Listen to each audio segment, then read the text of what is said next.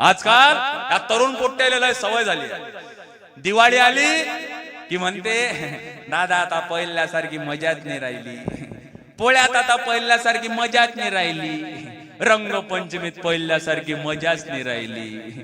अबे पोळ्यात मजा कशी राहील? गावातल्या पुऱ्या गाई कसायला विकल्या, गाईच दिसेना, पोळा राहिला नाही.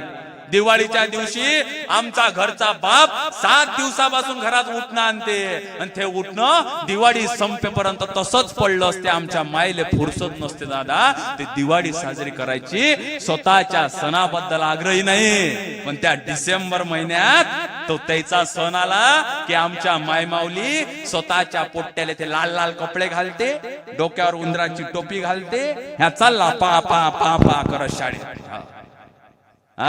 दुसऱ्या दिवशी दत्त जयंती असते दादा, म्हणजे या माय माऊलीला त्याला दत्त करावं वाटत नाही.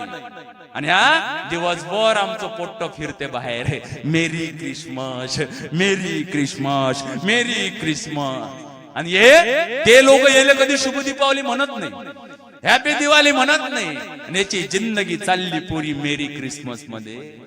अबे धतुऱ्या, लग्न दुसऱ्याचं नसतं येड्या बोक्याचं काय कामाचं.